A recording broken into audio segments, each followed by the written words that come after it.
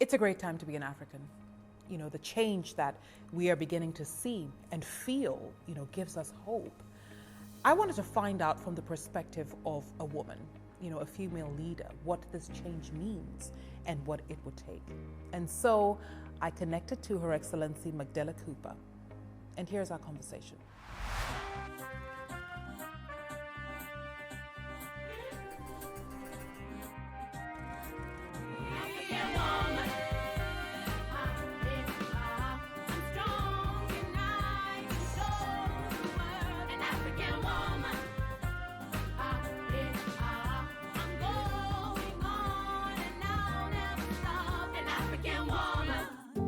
Your Excellency, thank you so much for joining me on the show. I know that your life, your journey has been, I would say, dotted by some very pivotal moments, major trials, hurdles, all the things that really could bring anyone down. How would you describe this journey to the moment where we are here and we are celebrating you? In your words, what has that journey been like?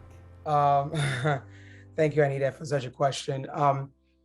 Well, there are several pivotal moments in my life because growing is never, just never ends. And so as we continue to live, we continue to grow. And growing process includes those sometimes extreme moments or pivotal moments, as you refer to it. But I would particularly refer to the Civil War in Liberia that started back in 1989 and went through to 2004. I was just a young girl, high school. Actually, it was more middle school, but we don't say middle school in Africa. So I was in the eighth grade, I believe it was, and the war started. Um, and my father was killed. My mother was displaced. She and my three younger siblings they were airlifted and went over to Ivory Coast and then Senegal. And so they were on their journey, and I was left with my stepfather. And my stepfather was then was murdered during the Civil War. And so that moment switched everything because prior to that, we had a normal life. We were in school. My father my stepfather. He wasn't my biological father because there are several fathers in my life. And this particular one was the one who raised me. And he was taken and was murdered. And he was the one who was providing everything for us. We had a normal life. My mom was a nurse, an operating nurse in the major JFK hospital in Liberia, in Monrovia, to be exact. And my father was the high commissioner for refugees in Liberia. And so we had a quite normal life until he was taken away. The war came, he was taken away, and life changed forever. And that's when we knew we were on our own. And the only source we could depend on was God, the creator, because we grew up as Christians, believing in Christ and the creator. And so that moment changed my life forever because I went into a different path, which was totally unexpected. But that path helped me to become who I am today, because that was the turning point. Your Excellency, in essence, you are describing trauma, and it's a young age and it feels like you're losing everyone you care about. But is it possible that even at that young age, you could see something? You could feel some hope? Your experiences were taking you towards, I don't know, some form of purpose? Well, I was a bit young at the time. I was about 13 years of age when the war started. And so when you're 13, you're not thinking about purpose. You're just thinking, am I going to survive this war? What's going to happen? What's tomorrow going to hold? And so am I ever going to see my family again? Am I ever going to see my parents? Is my country going to come back to what I once knew it to be? And so at that moment, you're not thinking purpose, but I knew I was raised in a very conservative household. From my early days living with my great grandparents, they were missionaries and educators, and so they taught us to have faith in a higher power and a creator. And so from that, going through the war, I had an understanding that all things happen for a reason. And you just have to look for that reason, and don't, don't sob in the middle of problems. I grew up in a very, very strong household where belief systems were number one priority. You didn't question too many things because you knew the answer already. And so that's how I was raised. I was raised by disciplinarians. Right was always right, wrong was wrong, and you didn't mix the two. And so going through those moments, those dark days, I thought one out of two things. I was either going to live and do something great with my life, or I was going to die and that was going to be it. But the soul always struggles for survival. And so we fought for survival, and and thank God we survived. And from that moment, I started to see relevance in having this privilege to live on this earth, because so many people, 250,000 people were killed in my country, but I was one of the lucky few that survived. And I knew my existence was not just going to be a mediocre existence. There was a purpose to my being. At least that much I knew, but I didn't know what the purpose was. I didn't know what I was called to be or do in his life. I was too young to understand those things, but it came later during the journey. So, did you at any time um, in this whole, you know, journey, on this whole path, as you're describing, did you at any time know that this greatness will come to fruition? And was there a particular point in time that you can say, you know what, this is a time?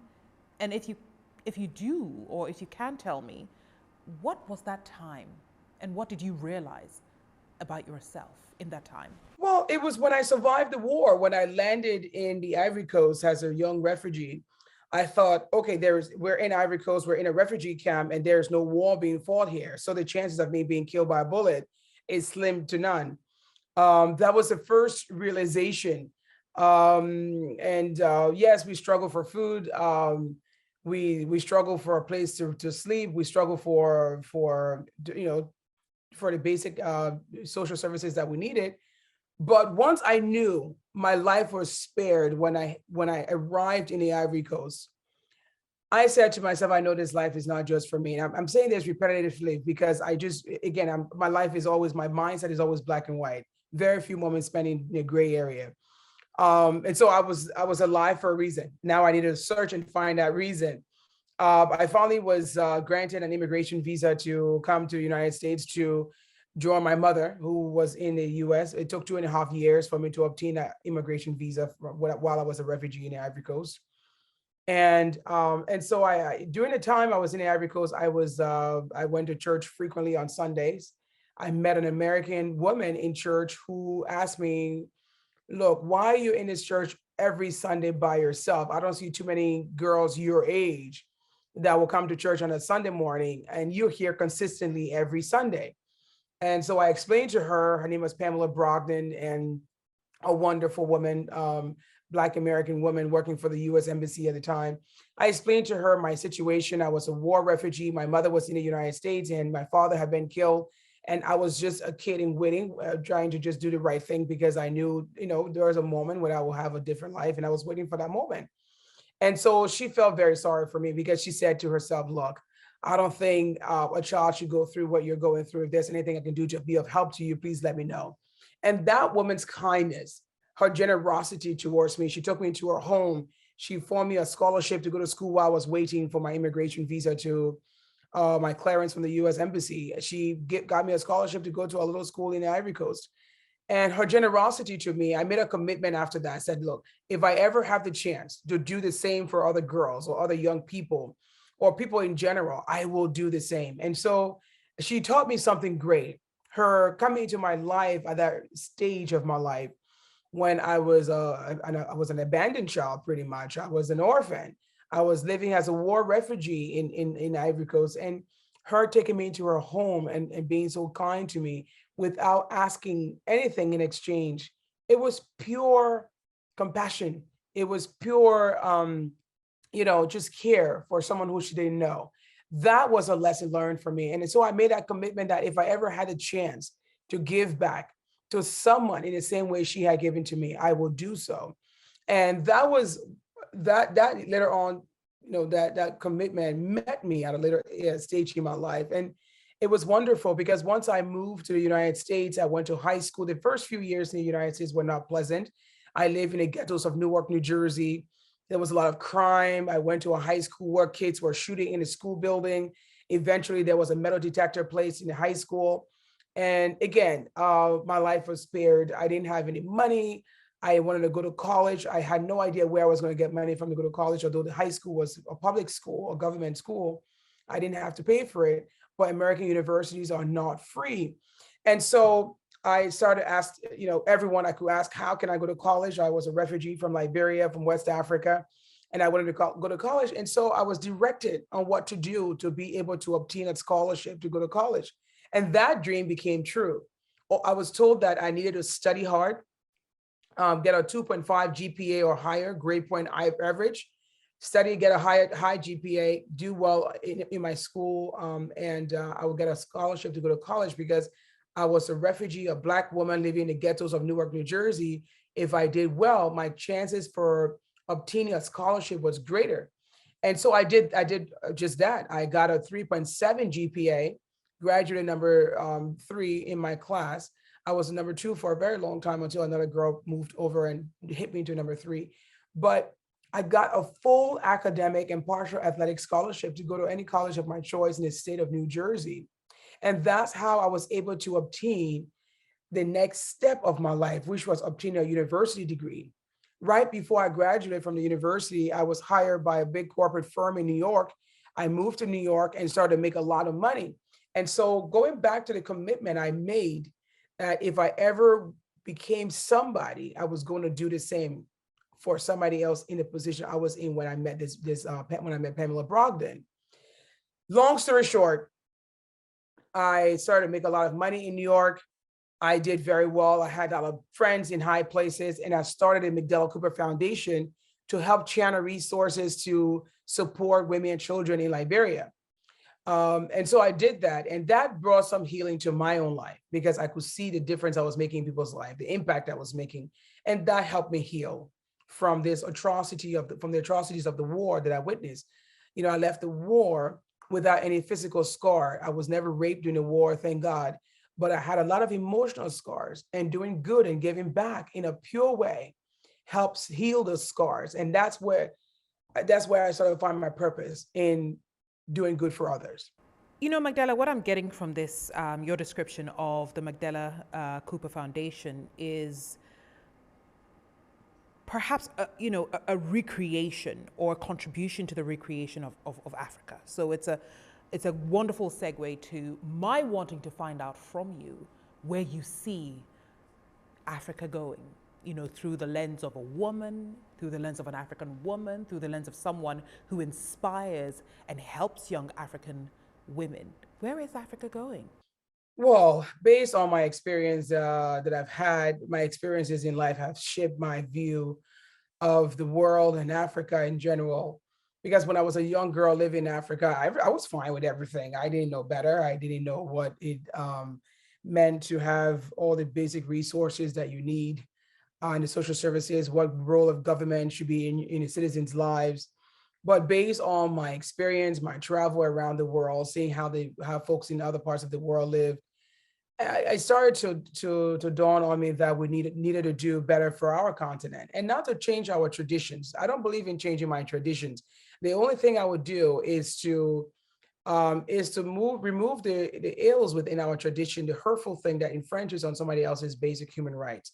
That is the only thing I would change.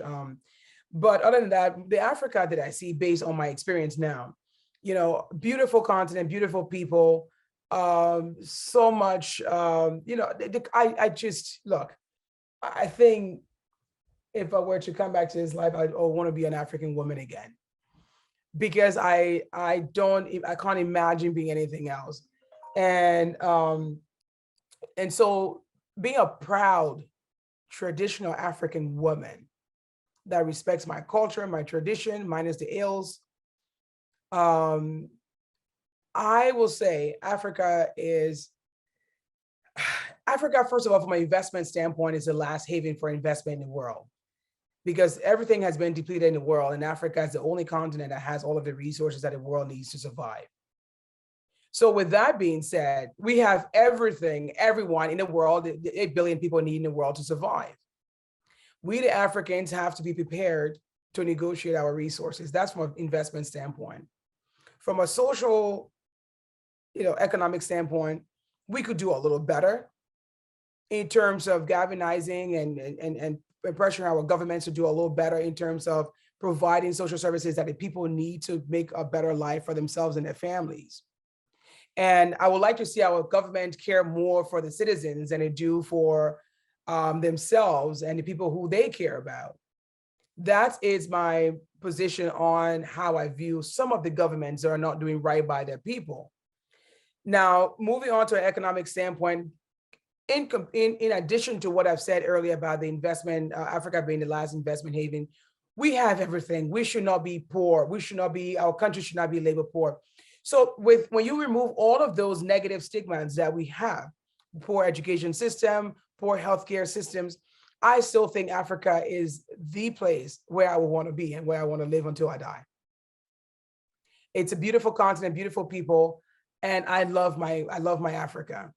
But we still have some work to do from an economic standpoint, from a political standpoint, democratic standpoint.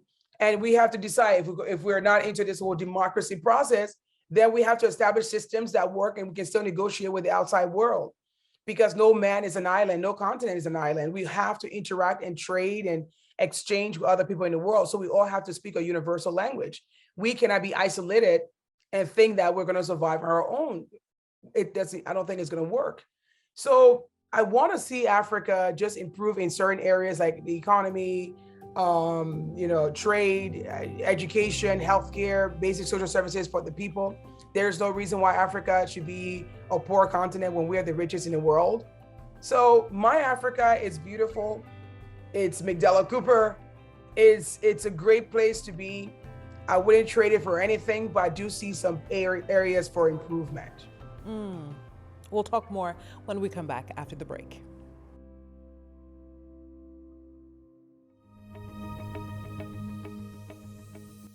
Why Anita Erskine Network?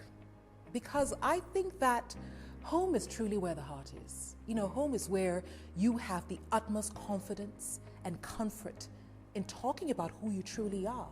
And sometimes home is also the place where you lay a table for others to sit, to eat, to share. And that's what this network is all about. First of all, if you look at the design, right in there is this, the Adinkra symbols. Because Africa is important to me no matter where I go, no matter which space I find myself in. Africa is at the core of everything that I do. And then you can check out the cities and the beautiful skylines I've placed right on the logo. It means that no matter what we do, it's important to plug into what the world is turning out into. As African as I may be, as global as I may want to be, it's important to make sure that wherever I step, Africa comes along with me. Anita Erskine Network is for anyone and everyone who's interested in talking a talk that will lead to tomorrow's action.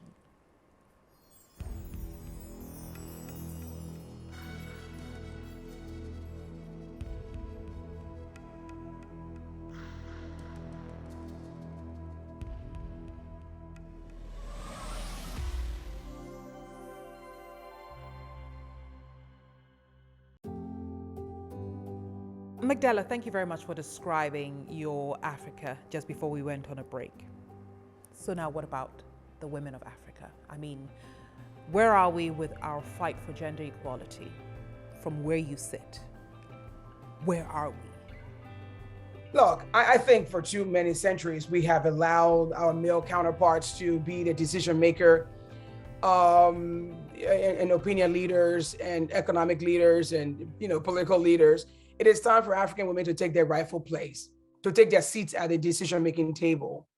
I don't see why not. I looked across the continent. I was having a conversation with a good friend of mine from Ghana, and she said to me, MacDella, I told her, I said, look, I think I'm the first woman on the continent to have established a political party.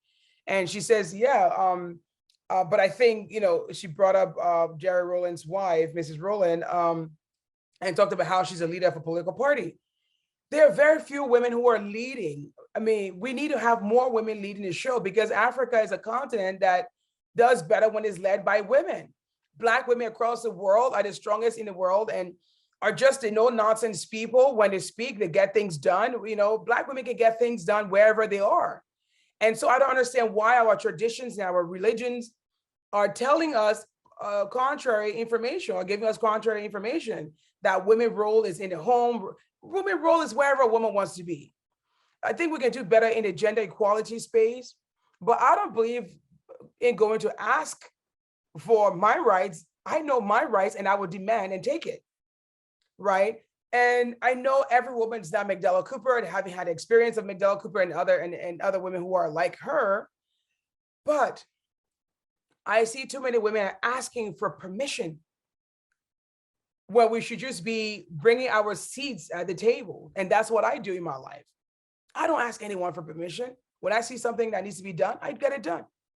I see too many women are saying, oh, the men are not giving us a chance. Violence, take it by force. Earn, get your resources, use your resources to get everything you need to have. So I'm not waiting for somebody else to make a decision for me. Now, everyone cannot do that. So we have to push policies and laws, ask for quotas and amendments and referendums, right? To some of our constitutions, even my country, Liberia, the current constitution that was established in 1822 and you know were made a national governance document in 1847 was revamped in 1986. But believe it or not, still in 2022, it's referred to every citizen of the land as he, because it was crafted during a time when men were in charge and the rights of women and the youth were not in mind. So when it crafted this constitution, they only mentioned the rights of men and old men for that matter. We're living in 2022 when you have women that exist like MacDella Cooper, like Ellen Johnson Sirleaf, Lima Bowies, and Jewel Howard Taylors, you know, and all these incredible women that exist. And yet still our national constitution says he shall become when he shall. Look, I find it offensive that our national constitution revised in 1986 still is referred to every citizen of the land as he. I want to find out from you, how would you lead? I mean, if you had an opportunity to lead, what would your leadership style look like? First, we have to create an economic arrangement in the country where people can have access to resources, especially putting money in people's pocket. And I say this all the time. People ask me, how do you put money in people's pocket? When you create job opportunities, you know, across the continent, men, women, they all want to work to earn a living, to take care of themselves and their families, but they need money in their pockets to do so. So creating an a better economic arrangement in the country where the citizens of the land can have access to resources, whether it's through job creation. And how do we do that? We bring investment. We bring investment partnership.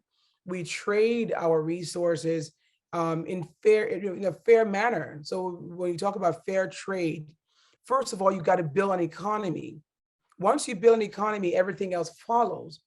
So the economy, education, healthcare, rule of law, not in those particular order, but those are the key things I will focus on in creating, and giving women just as much opportunity as our male counterparts. And that's MacDella Cooper's style of leadership. Your Excellency, what would be a major life lesson that you could share with us tonight? Absolutely. Well, look, I was raised by, my great-grandparents prior to going to live with my mom and her new husband. And one of the things I took from my early days was discipline, discipline, discipline, discipline. Without discipline, you're just imitating life. But when you're a disciplined person and you start a task, you see to it that you finish it, and not just finish it in a mediocre way, finish it in a way where people notice and they respect it. So I lead a life that is very disciplined. I can work. I'm not afraid of hard work. My great-grandmother always to say, woman's work never finished. woman's work never finished. And that's how she raised me. And I'm a hard worker because when I want something, I work for it. I'm not afraid to get my hands dirty. I'm not afraid to get my hands in the dirt. I will work until the task has been completed. And so those are, and believing, I will add the belief system, believing in something higher and greater than myself, that I'm grateful. I have this attitude of gratitude to the creator for everything good, or even now in my old years, my middle age, everything good and bad, I consider it equally good, because even in the bad, it's a lesson learned. And in the good, it's just another, access to where I'm going to go next. And so gratitude, I live a life of gratitude, life of discipline, and life of work, hard work ethics. A lot of young people come around me and they see me, my life looks glamorous from a distance, but when they come, closer to me and they see how much work I put into what I do, they get a little scared, like, oh, Madam Cooper, I wasn't sure, I didn't know you worked this hard. And I say, yeah, because those 5, 10, 15 minutes on the red carpet, it's not the moment I celebrate.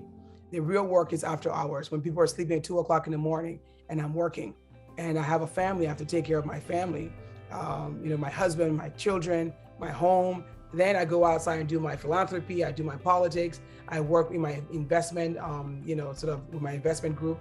I work a lot. I get very, very, very, very little sleep, but it's all good, because I will sleep when God brings me home.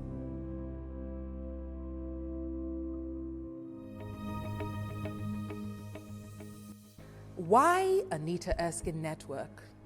Because I think that home is truly where the heart is. Home is where you have the utmost confidence and comfort in talking about who you truly are. And sometimes home is also the place where you lay a table for others to sit, to eat, to share.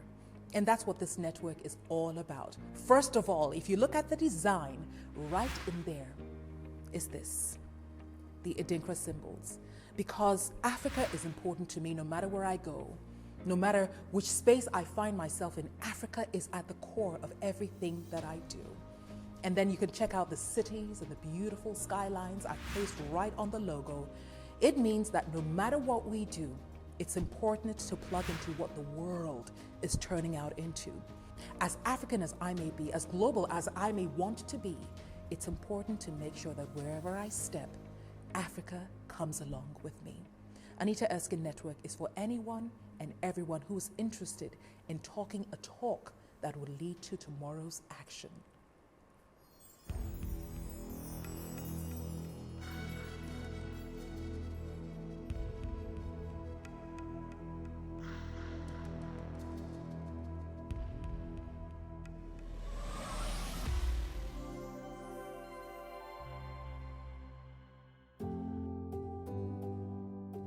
Your Excellency, thank you very much for joining me on Anita Erskine Shiros and for graciously sharing the story that you have shared with us today. I just hope that there's somebody sitting somewhere, specifically a young woman, woman, or even a man, who finds great inspiration from everything you've shared with us on this episode. Thank you. Thank you, Anita. Have a blessed day.